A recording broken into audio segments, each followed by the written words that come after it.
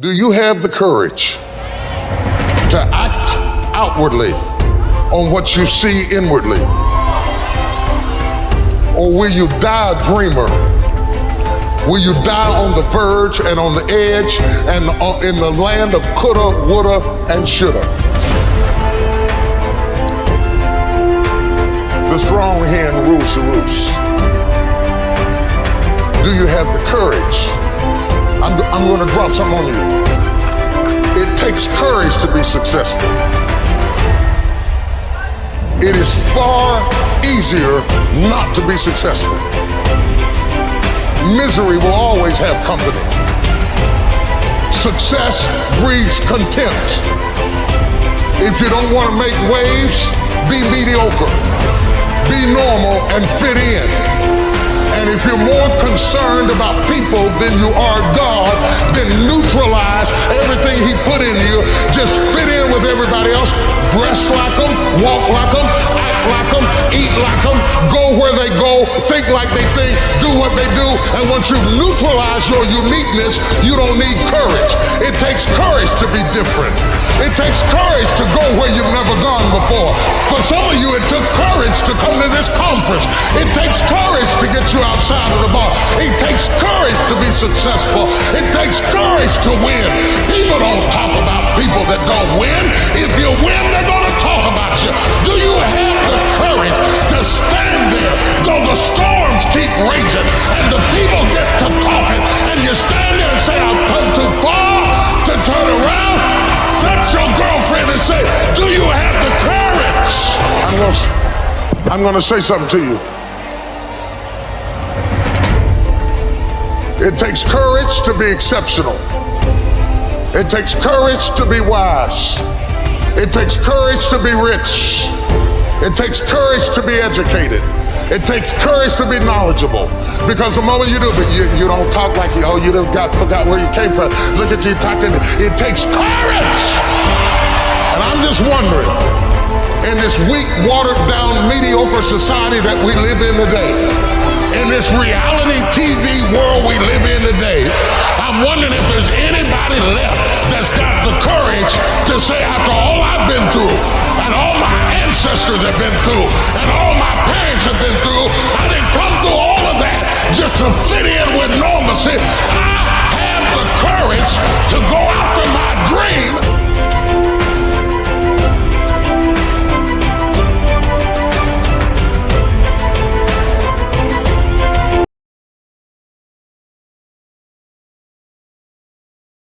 I think my highlights started at the free throw line and not in the gym. Maybe I made you think that every shot I took was a game winner. That my game was built on flash and not fire. Maybe it's my fault that you didn't see that failure gave me strength, that my pain was my motivation. Maybe I led you to believe that basketball was a God-given gift and not something I worked for every single day of my life. Maybe I destroyed the game. Or maybe you're just making excuses.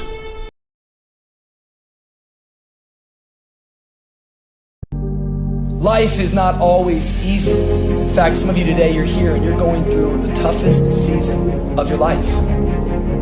There will be seasons where we will suffer.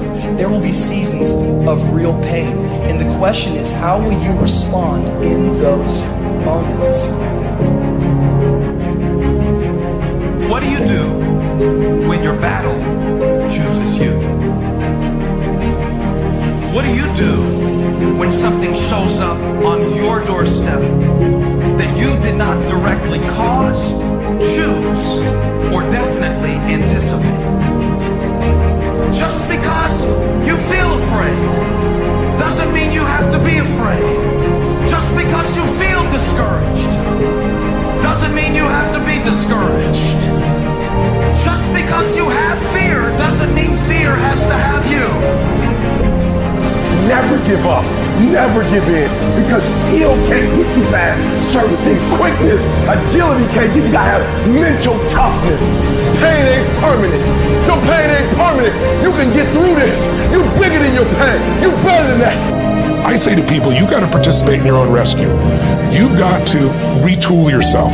There are no skill sets in community colleges today, for the most part, that are going to prepare you for the economy or a job that's there. So what is that going to do? You're just going to waste more money, more time. We need to retool ourselves. The government's not going to do it for you. Even when you're struggling, even when you're discouraged, and you feel like other people have given up on you, don't ever give up on yourself. Someone said we have two primary choices in life.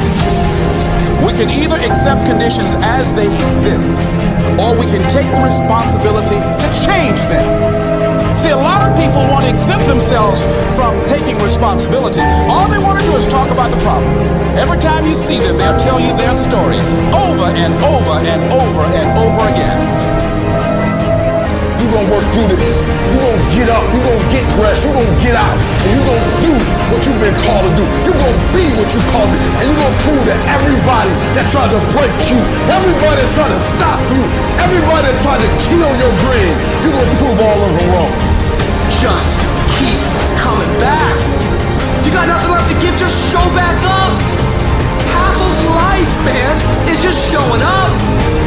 And I'm telling you right now, don't give up. I'm telling you right now, don't give in. Get through it. And if you can get through it, if you can work through your pain, I'm guaranteeing you, on the other side is a reward. Pain is not permanent. Pain is temporary.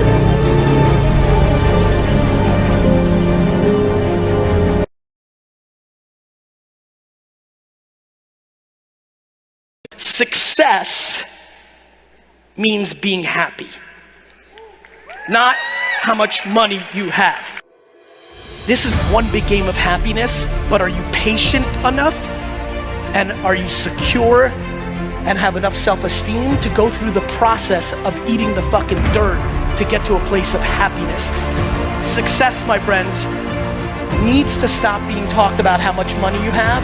It needs to be talked about how many fucking smiles you put on your face. If you spend money on shit you don't need, you're gonna lose. If you buy those things to impress other people, you've already lost. I believe that 98% of the people buy too much dumb shit. People end up buying cars and houses and clothes that they can't afford to impress people that they don't even like, is the great epidemic in our society. If you're not like loving life, before you try to figure out the hook or the secret, before you think about that, go home and look at your fucking credit card bill and stop buying dumb shit. Because when you don't buy dumb shit, that money stays in the fucking bank and you can do something with your fucking life. We have a ridiculous opportunity. You just need to see it. Please try to build a business around the thing that you would do if you weren't getting paid for it. Because it's the only thing that you're gonna work hard enough at because you actually like it. Almost everybody fails because of their intentions. They start businesses for themselves. Everything that runs through their mind is what's in it for me. How do I maximize my profit? What's it gonna be like for me? How is it gonna be good for me? The only way to succeed in the world we live in is to actually be consumer-centric. The singular reason that my content has worked, whether it was wine for the first 6 years of my career or it's been business over the last 8 years, has worked is because before I post any piece of content, in my mind, I think about how is this going to be valuable to you? How is this singular piece of content going to bring any value to you? It's a piece of content that I hope brings you value, which then creates a relationship with us, the end, period, end. Take a step back and understand what you're doing with yourself. What makes you happy? Are you trying to be rich because you want to stick it to your parents or everybody else that said you couldn't? Or are you trying to do something because you actually like it? Are you trying to be rich because you want to go buy shit to create a perception that you're happy? Or do you actually want to be happy?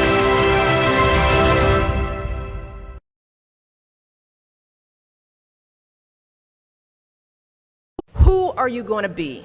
And if you'll notice, I'm not asking what are you going to do, but who are you going to be? I'm I'm asking you about how you plan to live your life every day. How are you going to respond when you don't get that job you had your heart set on? For all of you who are going to be teachers, what are you going to do if the students in your class next year just don't respond to your lessons? For all of you going into business, how will you react when your boss gives you a goal that feels way too high? See, these are the moments that define us. Not the day you get the promotion, not the day you win Teacher of the Year, but the times that force you to claw and scratch and fight just to get through the day. The moments when you get knocked down and you're wondering whether it's even worth it to get back up. See, those are the times when you've got to ask yourself, who am I going to be? And I want to be clear, this isn't just some vague platitude about building character. In recent years, we've actually been seeing a growing body of research that shows that skills like resilience and conscientiousness can be just as important to your success as your test scores or even your IQ. For instance, West Point cadets who scored high on things like grit and determination were more likely to complete basic training than those who ranked high on things like class rank, SAT scores, and physical fitness. So what we're seeing is that if you're willing to dig deep, if you're willing to pick yourself up when you fall, if you're willing to work and work until your weaknesses become your strengths, then you'll develop a set of skills that you can mold and apply to any situation you encounter, any job you might have, any crisis you might confront. But you got to make that choice. And let me just share just a little secret before I end. As someone who has hired and managed hundreds of young people over the course of my career, whether it was during my time as a lawyer, as an administrator, as a university, a nonprofit manager, even now as First Lady, I have never once asked someone I was interviewing to explain a test score or a grade in a class. Never. I have never once made a hire just because someone went to an Ivy League school instead of a state school. Never. What I have looked for is what kind of person you are. Are you a hard worker? Are you reliable? Are you open to other viewpoints? Have you stepped outside of your own self-interest to serve others? Have you found a way to serve our country, whether in uniform or in your community? Again and again, I have seen that those are the qualities that I want on my team, because those are the qualities that move our businesses and schools and our entire country forward. And just understand this. Those are the qualities that you all already embody. They're the values you learned from your parents, from the communities you grew up in. And today, more than ever before, that's what the world needs.